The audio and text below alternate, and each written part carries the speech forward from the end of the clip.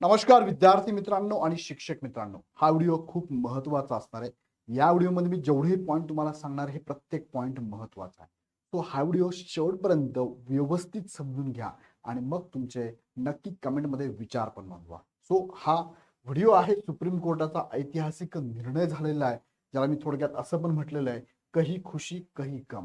आता बघा, काही विद्यार्थ्यांना असं वाटू शकतं की आमच्यासाठी हा अतिशय चुकीचा निर्णय झालेला आहे किंवा काही वेगळ्या पद्धतीने रिॲक्ट होतील, पण हा व्हिडिओ शेवटपर्यंत बघितल्यानंतर नीट समजावून घ्या. मी यातला प्रत्येक पॉईंट तुम्हाला एक्सप्लेन करून सांगणार आहे. एखादा पॉईंट जर नसेल समजला तर मला कमेंटमध्ये टाका, त्याच्यावर मी सेपरेट व्हिडिओ घेतो. पण नीट समजून घ्या, त्यामध्ये हे सगळे पॉईंट तुमचे कव्हर करणार आहे. प्रमुख मुद्दा काय होता केसचा, उच्च न्यायालयातनं सुप्रीम कोर्टामध्ये गेला, सुप्रीम कोर्टाने काय काय इथे टिप्पणी केलेली आहे, एमपीएससी परीक्षेचा नियम काय सांगतो, शिक्षक भरती 2022 मध्ये काय घडलं होतं नेमकं, त्यामुळे ही केस स्टँड झाली होती. टीटी सीडीटी बाबत एनसीटीचा नियम आपल्याला काय सांगतो, उच्च न्यायालयाचा निर्णय काय होता, तो निर्णय बदलून आता सुप्रीम कोर्टाने काय निर्णय दिलेला आहे, सर्वोच्च न्यायालयाचा निर्णय नेमकं काय, त्यात काय काय त्यांनी भाष्य केलेलं आहे, आणि आता कॅटेगरी आणि ओपन बाबत निर्णय झालेला आहे. 55-60% मार्कांसंदर्भात नेमकं काय घडलेलं आहे, थोडक्यात हा व्हिडिओ शेवटपर्यंत बघा, तुम्हाला सगळ्या गोष्टी क्लिअर कट होऊन जातील. चला मुख्य मुद्द्याकडे तुम्हाला घेऊन जातो, पण तत्पूर्वी एक प्रमोशनल ऍक्टिव्हिटी आहे. इग्नाइट अकॅडमीमध्ये 2 बॅचेस आपण लॉन्च केल्या आहेत टीईटी संदर्भात. तुम्हाला माहिती असेल जून जुलैमध्ये आता टीईटीची एक्झाम होणार आहे आणि त्यासाठी द्रोणा बॅच 9.0 चालू झालेली आहे. लाईव्ह प्लस रेकॉर्डेड, तुम्ही हवं त्यावेळेस तुम्ही रेकॉर्ड झालेलं लेक्चर बघू शकता. लाईव्ह जर बघायला जमलं नाही तर ह्या बॅचमध्ये पेपर 1, पेपर 2, पेपर 1+2 असे सेपरेट बॅचेस पण अवेलेबल असणार आहे. ह्या दोन्ही बॅचेसचं वैशिष्ट्य असं आहे, तुम्हाला 5,000 पेक्षा जास्त रिझल्ट देणारी टीम इथे मार्गदर्शन करणार आहे. टॉपिक नुसार आणि लेक्चरची पीपीटी स्वरूपातल्या पीडीएफ नोट सुद्धा अवेलेबल असणार आहे. लाईव्ह क्लासमध्ये डाऊट क्लिअरिंग सेशन आहे आणि प्रत्येक शनिवारी तुम्हाला डाऊट क्लिअरिंग सेशन सेपरेट असणार आहे. 350+ टॉपिक नुसार, सब्जेक्ट नुसार आणि फुल लेंथ टेस्ट सिरीज तुम्हाला अवेलेबल आहे. 9 दिवस 9वी सुरुवात, डाके सरांचं रिफ्रेशमेंट सेशन दररोज असणार आहे आणि सर्वांनाच फ्रीमध्ये महारिव्हिजन सेशन पण असणार आहे. दोन्ही बॅचेसमध्ये तुम्हाला हे फीचर बघायला मिळतील. फरक एवढाच आहे की ह्या बॅचमध्ये तुम्हाला विथ बुक किट आणि बॅग घरपोच मिळणार आहे, ह्या बॅचमध्ये अवेलेबल नाहीये. हवी ती बॅच लगेच जॉईन करा. जॉईन करण्यासाठी खाली डिस्क्रिप्शन मध्ये ऍप आणि बॅचची लिंक दिलेली आहे. आणि अजून एक महत्वाचं, 2006च्या नवीन आवृत्तीसह हे सगळी पुस्तकं अवेलेबल आहे. तुम्ही अमेझॉनवरनं मागवा, जवळच्या बुक स्टोरवरून घ्या किंवा ऍपमधून जर मागवलं तर डिस्काउंट नक्कीच मिळेल तुम्हाला. चला मुख्य मुद्द्याकडे तुम्हाला मी घेऊन जातो. हा एक ऐतिहासिक निर्णय सर्वोच्च न्यायालयाने दिलेला, ज्यामध्ये केस स्टँड होती बघा, Chhaya versus state of Maharashtra. 2026ला ही केस स्टँड झालेली होती आणि तुम्हाला माहिती असेल की 2022ला काय घडलं होतं, तिकडे पण घेऊन जातो. पण थोडक्यात पहिले समजून घेऊया की शिक्षक भरतीची प्रक्रिया कशी असते नेमकी. शिक्षक भरतीमध्ये बघा, पहिले तुमची टीईटी होते किंवा त्याला आपण म्हणूया सीटीईटी होते. शिक्षक भरतीमध्ये कुणासाठी, 1 ते 8 वर्गांसाठी अशीच प्रोसेस आहे. डीएड बीएड झालं तुमचं तर तुम्हाला काय करावं लागतं, टीईटी द्यावी लागते संबंधित पात्रतेनुसार तुम्हाला, बरोबर, पेपर 1 किंवा पेपर 2 द्यावा लागतो. मग टीईटी जी आहे ना, ही पहिली पायरी असते, प्रवेशद्वार. ही फक्त पात्रता परीक्षा आहे. आता मी ज्याला अंडरलाईन करतो, बोल्ड करतो, हा शब्द तुम्ही नीट लक्षात घ्या. हा शब्द मी बोल्ड पण करतो, पात्रता. इथे शब्द काय आहे की टीईटी किंवा सीटीटी ही काय आहे, तुमची पात्रता परीक्षा आहे. नीट लक्ष घ्या, पात्रता परीक्षा आहे. टेट नंतर होते बघा, इथे तुम्ही क्वालिफाईड झाल्यानंतर म्हणजे कॅटेगरीला 82 आणि ओपनला 90 मार्क जर पडले तर ते उमेदवार इथे पात्र होतात टेटसाठी. पात्र झाल्यानंतर दुसरी पायरी असते मुख्य शर्यत. इथे गुणवत्ता ठरवली जाते. ह्या गुणवत्तेनुसार इथे काय पात्रता आहे, इथे काय गुणवत्ता आहे. ह्या गुणवत्तेच्या आधारे तुम्ही पवित्र पोर्टलमार्फत शिक्षक भरतीमध्ये सामील होऊ शकता. मग अंतिम निवड होते तुमची. तिसरी पायरी जी आहे, नोकरी. टेट मध्ये मिळालेल्या गुणांच्या आधारावरती अंतिम यादी लावली जाते. त्याला भरपूर निकष आहे, त्या निकषानुसार तुमची इथे निवड होते. ही साधारणतः प्रोसेस आहे शिक्षक भरतीची. संपूर्ण वाद ह्या 2 परीक्षांमधील फरकावरच अवलंबून आहे. कोणता, टीईटी नंतर टेट, ह्या 2 परीक्षा ज्या आहेत ना, एक पात्रता परीक्षा आणि दुसरी जी आहे ती आहे गुणवत्ता परीक्षा. ह्या दोघांमध्येच खरं म्हणजे हा वाद आहे. की काय वाद आहे तो पुढे मी तुम्हाला सांगतो एक एक. आता 2 महत्वाच्या परीक्षा, टीईटी विरुद्ध टेट, नेमकं काय आहे थोडक्यात ते पण समजून घेऊया. परीक्षेचा उद्देश काय, टीईटी परीक्षा कशासाठी घेतला ते तुम्हाला मी परत बोल्ड करून सांगतो की टीईटी परीक्षा ही फक्त काय आहे, पात्र होण्यासाठी आहे. काय म्हटलं तुम्हाला, फक्त पात्र होण्यासाठी आहे, पात्रता परीक्षा आहे. आणि टेट जी होते, ज्याला teacher aptitude and intelligence test म्हणतो, अंतिम निवडीसाठी होते. गुणांची अट बघितली तर इथे खुला प्रवर्ग 60% आहे आणि राखी प्रवर्ग 55% आहे. हा महत्वाचा मुद्द्यावर का ह्या केसचा. आता 60% म्हणजे तुम्हाला 150 पैकी इथे 90 मार्क पाडावे लागतात आणि 150 पैकी 82 मार्क पाडावे लागतात. मग ईडब्ल्यूएस, एससीबीसी हे सुद्धा यामध्येच मोडतात. ओपन सोडले तर सगळ्याच कॅटेगरीला इथे 82 मार्क पाहिजे असतात पात्र होण्यासाठी टीईटीला. सर्वांसाठी समान नियम आहे, सर्वांसाठी गुण मिळवणे आवश्यक आहे. इथे इथे मात्र नियम सगळ्यांना सारखाच आहे. कॅटेगरीला वेगळा, ओपनला वेगळा असा नियम नाहीये. इथे समान मार्क आहे, तुमच्या गुणवत्तेनुसार इथे निवड होऊन जाते. बघा सवलत, आता सवलत जर बघितली तर इथे सवलत आहे टीईटीला. काय होय, राखीव प्रवर्गाला 5% सवलत आहे आणि हाच नियम एनसीटीचा पण आहे की राखीव प्रवर्गाला ओपन सोडून सगळं एससी बीसी असू द्या, ईडब्ल्यूएस असू द्या, एससी एसटी एनटी अबकड असू द्या, ओबीसी असू द्या, एसबीसी असू द्या, सगळ्यांना 5% सवलत आहे. नाही, इथे तशी सवलत नाहीये, कोणतीही सवलत नाही. सर्वजण समान पातळीवरती आहेत, तुमच्या मार्कानुसार सिलेक्शन आहे. इथे असं नाही की 5% कमी असेल तर कॅटेगरीच्या उमेदवारांना चान्स द्या, असं नाहीच. इथे समान पातळी. आता हा मुद्दा तुमच्या नीट लक्षात आला असेल तर समजून घ्या, हे प्रत्येक पॉईंट महत्वाचे आहे ह्या केससाठी. आता पुढे घेऊन जाऊ तुम्हाला मी. नेमका वाद मग काय होता, तर नेमका वाद असा होता की राखीव प्रवर्गातील विद्यार्थ्यांनी टीईटी मध्ये 55% सवलत घेऊन परीक्षा पास केली. 55% म्हणजे जे कॅटेगरीचे उमेदवार आहेत त्यांनी 82 मार्क पाडले. किती? 150 पैकी 82, किंवा मी असं म्हणेल 82 ते 89च्या दरम्यान त्यांनी मार्क पाडलेले आहेत 150 पैकी. मग इथेच वाद होता खरं म्हणजे. मग पुढे काय झालं, त्यांनी टेट मुख्य परीक्षेत अतिशय उत्तम गुण मिळवले, खुल्या प्रवर्गाच्या कट ऑफ पेक्षाही जास्त. म्हणजे एक कॅन्डिडेट मी इथे घेतला ज्याला 82 मार्क होते टीईटी मध्ये, हा झाला पात्र. हा पात्र झाला त्याच्यामध्ये त्यांनी काय केली, टेट दिली. टेट दिल्यानंतर त्याला 200 पैकी मी असं म्हणेल त्याला सपोज 180 मार्क आहे, सर्वोत्तम मार्क आहे, खूप चांगले मार्क आहे. पण मात्र म्हणजे ओपन पेक्षा त्याला जास्त मार्क आहे, पण ओपनच्या जागांसाठी याचा विचार केला गेला नाही. याचा विचार फक्त कॅटेगरीसाठीच केला गेला, कारण हा पात्र झालाय कॅटेगरीच्या मार्कांवरनं. म्हणून याचा विचार काय झाला, फक्त कॅटेगरीसाठी केला. ओपनच्या जागा याला मिळाल्या का, ओपनच्या जागा याला नाकारण्यात आला. आणि मग पुढे तोच मुद्दा आला की 25 फेब्रुवारी 2024च्या गुणवत्ता यादीत राज्य सरकारने त्यांना खुल्या प्रवर्गात जागा नाकारली, अपात्र केलं खुल्या प्रवर्गात. आणि मग त्याचं रिझन काय दिलं, तुम्ही सुरुवातीला टीईटी मध्ये सवलत घेतली आहे, कोणती, कॅटेगरीची सवलत घेतली तुम्ही. इथे ओपनची नाहीये ना, ओपनची मार्क नाही, इथे सवलत घेतली ना, म्हणून घेतली आहे, त्यामुळे तुम्ही आता खुल्या प्रवर्गात जाऊ शकत नाही, असं त्याला कारण दिलं. आता बघा पाठीमागचे मुद्दे तुम्हाला नीट क्लिअर होत असेल तर मी तुम्हाला आता पुढचा मुद्दा सांगतो. तत्पूर्वी हा प्रश्न जो आहे तो असा प्रश्न आहे, मग जर एखाद्या उमेदवाराने केवळ पात्रता परीक्षेत सवलत घेतली असेल तर तो मुख्य परीक्षेत टेटमध्ये स्वतःच्या गुणवत्तेवर जास्त गुण मिळवून खुल्या प्रवर्गात कॅटेगरीत जाऊ शकतो का, हा स्टँड झाला कोर्टामध्ये प्रश्न. आणि मग कोर्टाने याचं विश्लेषण केलं आणि याचं उत्तर दिलंय. काय दिलं थोडक्यात बघूया. स्थलांतर म्हणजेच मायग्रेशन करण्यास परवानगी आहे की नाही असं विचारलंय. म्हणजे तो ओपन मध्ये जाऊ शकतो का, फक्त कॅटेगरीमध्ये राहू शकतो, असा प्रश्न विचारला गेला. यात कोर्टाने काय सांगितलं ते बघूया. पण तत्पूर्वी एमपीएससी परीक्षेचा नियम काय सांगतो बघा. एमपीएससी मध्ये तुम्ही जर बघितलं, एमपीएससी नियमावली तुम्हाला जर माहिती असेल तर मी तुम्हाला थोडं एक्सप्लेन करतो. एमपीएससी मध्ये काय असते, पूर्व परीक्षा असते, नंतर मुख्य परीक्षा असते आणि नंतर मुलाखत असते.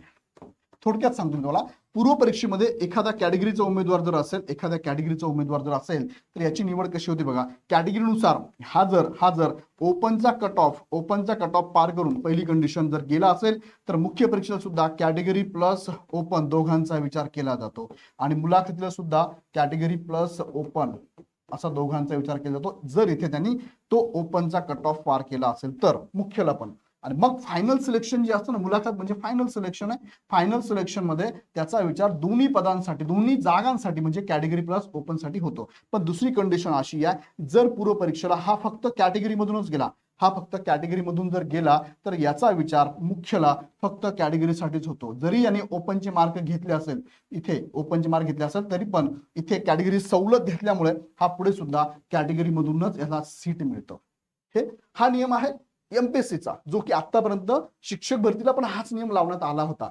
पण मात्र लक्षात घ्या, एमपीएससी मध्ये इथे पात्रता परीक्षा नाहीये. ह्या पूर्व परीक्षेला काय म्हणतात, हे चाळणी परीक्षा म्हणतो आपण. इथे चाळणी म्हणजे काय, इथे त्यांना असंख्य उमेदवार फॉर्म भरतात, सगळेच उमेदवार घेऊन जाऊ शकत नाही. सो इथे क्रीम जो हुशार आहे, जो टॅलेंट आहे, त्या विद्यार्थ्याला पुढे घ्यायचं असतं, म्हणून याला चाळणी परीक्षा म्हटलंय. याला त्यांनी पात्रता परीक्षा म्हटलंय का, नाही, याला पात्रता परीक्षा म्हटलेलं नाही, याला चाळणी परीक्षा म्हणतात. म्हणून पूर्वमधून तुम्ही जर या पद्धतीने गेलात तर असा विचार केला जातो. हा नियम तुम्हाला शिक्षक भरतीला वापरता येणार नाही असं कोर्टाने पण सांगितलंय. कोर्टाने हे एमपीएससीचं एक्झाम्पल नाही दिलं, कोर्टाने अजून केसेसचं एक्झाम्पल ते पण सांगतो.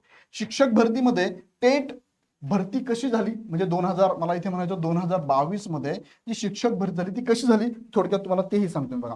2022 ची जी शिक्षक भरती झाली ती अशा पद्धतीने झाली बघा.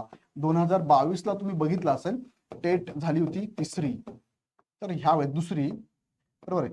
यामध्ये भरती कशी झाली होती, जर ज्या विद्यार्थ्यांना टीईटी किंवा सीटीटी ला 82 ते 89 दरम्यान मार्क्स होते, ह्या विद्यार्थ्यांनी टेट दिली आणि टेट दिल्यानंतर यांची शिक्षक म्हणून जेव्हा निवड झाली त्यावेळेस फक्त त्यांचा विचार कॅटेगरीमध्येच केला गेला आणि ह्याच मुलांनी कोर्टात केस टाकली मग की ही पात्रता परीक्षा आहे, तुम्ही पात्रता परीक्षेचे निकष लावून आम्हाला ओपनच्या जागा का देत नाही, असा हा कोर्टामध्ये केस स्टार्ट झाली होती. हा प्रश्न उभा राहिला होता आणि याच उत्तर त्यांनी कोर्टाने दिलेलं आहे. आता तुमच्या लक्षात आलं असं नेमकी केस काय होती.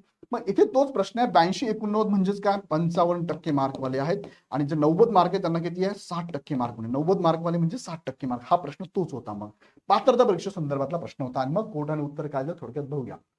उच्च न्यायालयाचा इथे तुम्ही अजून एक मी मुद्दा ऍड करतो त्याच्यामध्ये बघा, जी भरती झाली ना यामध्ये कॅटेगरीचा जो कट ऑफ होता, कॅटेगरीचा कट ऑफ हा काय लागला बरं, हा जास्त लागला. हा कॅटेगरीचा कट ऑफ जास्त लागला आणि ओपनचा जर विचार केला तर ओपनचा कट ऑफ हा कमी लागला. म्हणजे जास्त मार्क असून कॅटेगरीच्या उमेदवारांना ओपनच्या जागा मिळाल्या नव्हत्या. हवं त्या ठिकाणी, हवं त्या शाळेत, हवं त्या झेडपीमध्ये, संस्थेमध्ये यांना जागा मिळाल्याच नाही, चांगले मार्क असून सुद्धा. आणि मग मुलांनी प्रश्न उपस्थित केला, असं कसं झालं, टीईटी मध्ये असं होऊ शकतं का, इतर एक्झाम मध्ये नाही होत, इथे कसं काय होतंय, हा प्रश्न उपस्थित झाला आणि मी केस स्टँड झाली होती. आता यावरती कोर्टाने काय सांगितलं बघा, पहिले उच्च न्यायालयाचा निकाल विरुद्ध सर्वोच्च न्यायालयाचा हस्तक्षेप. उच्च न्यायालयाने निकाल दिला होता, काय निकाल होता उच्च न्यायालयाचा, स्थलांतरास नकार दिला होता. त्यांनी या संदर्भात एक कोर्टाचा निकाल दिला होता बघा, प्रदीप कुमार खटला होता. ह्या प्रदीप कुमार खटल्याचा इथे त्यांनी काय दिलाय, अहवाल दिला होता. खटल्याचा संदर्भ देत उच्च न्यायालयाने म्हटले की सवलत घेतल्याने उमेदवाराला अवाजवी फायदा मिळतो, असं उच्च न्यायालयाचं इथे काय होतं, संदर्भ किंवा नोंदणी होती. सर्वोच्च न्यायालयाने म्हटलंय सर्वोच्च न्यायालयाने विचारले, थांबा, आपण परीक्षेच्या मूळ नियमांकडे बारकाईने पाहूया.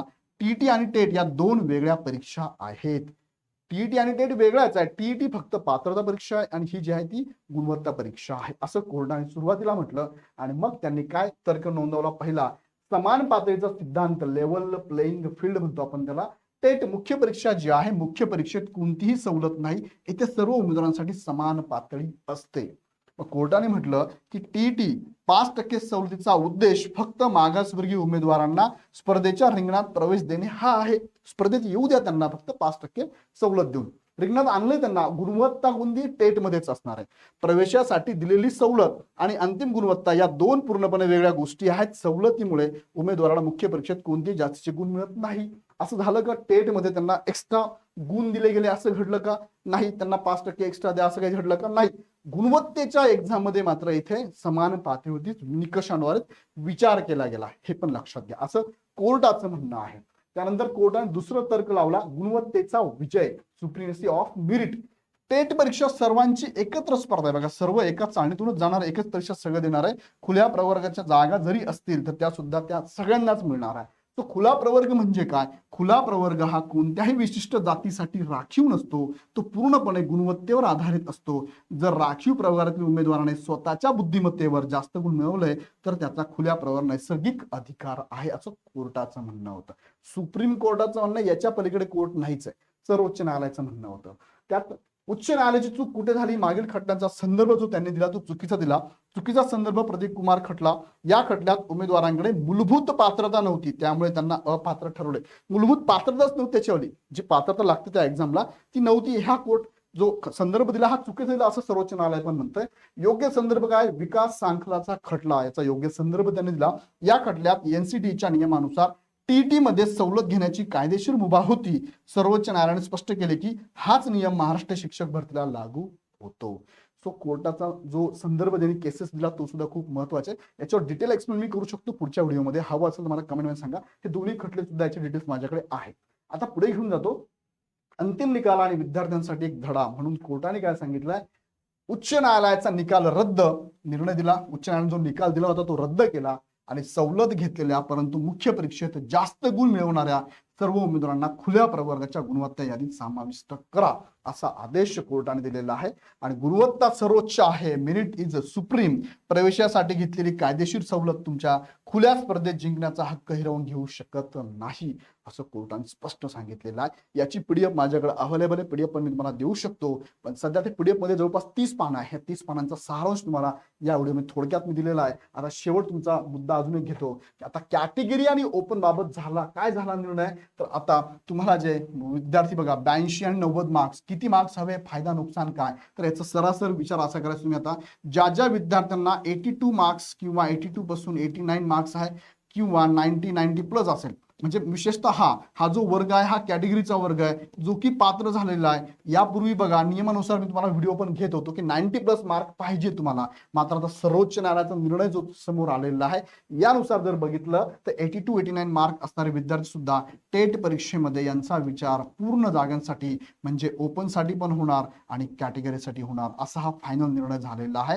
सो 2022 मध्ये जे झालं आहे ते आता रिपीट होणार नाही. इथून पुढे या होणाऱ्या परीक्षांमध्ये याचा विचार केला जाईल. मग प्रश्न हा येतो की 2022च्या निकालामध्ये जो निर्णय ज्या पद्धतीने निवड झाली ती रिवाइज होईल का, या संदर्भात कोर्टाने लेखी असं काही दिलेलं नाहीये. कोर्टाने एवढंच म्हटलेलं आहे की यांचा विचार तुम्ही दोन्ही ठिकाणी करा, मात्र मागची यादी जी असेल ती रिवाइज करा, हे करा, असं काही कोर्टाने म्हटलेलं नाहीये. आणि ते करायचं म्हटलं तर आता शिक्षकांना रुजू होऊन 2-2 वर्ष झाली, खूप मोठा गोंधळ होऊ शकतो. सो त्या याद्या रिवाइज होण्याचे चान्सेस फार कमी. शेवटी शिक्षण विभागाने, महाराष्ट्र सरकार याच्यावर निर्णय घेईल, काय निर्णय घेईल ते आपण बघूया. पण थोडक्यात कोर्टाचा निर्णय तुमच्यापर्यंत पोहोचवला, अतिशय सुटसुटीत पद्धतीने पोहोचवला. तुम्हाला आवडला असेल तर मला कमेंटमध्ये कळवा, कळलं असेल तर कमेंटमध्ये कळवा, काही क्लिष्ट तुम्हाला वाटत असेल मला कमेंटमध्ये कळवा, याचं उत्तर मी पुढच्या व्हिडिओत नक्की देईल. सो अशा पद्धतीने तुम्हाला मी हा निर्णय सांगितलाय. आणि जाताना परत एकदा सांगू इच्छितो की इग्नाइट अकॅडमीच्या स्पेशल बॅचेस पण अवेलेबल आहे. 2 रुपयाची बॅच जी टीईटी मध्ये काय काय गोष्टी महत्त्वाच्या लागतात ते सांगणारी बॅच आहे. आणि टीईटीच्या बॅच 9.0 द्रोणा 9.0 ह्या बॅचेस पण चालू झाले. ह्या बॅचेस जॉईन करण्यासाठी तुम्ही काय करू शकता,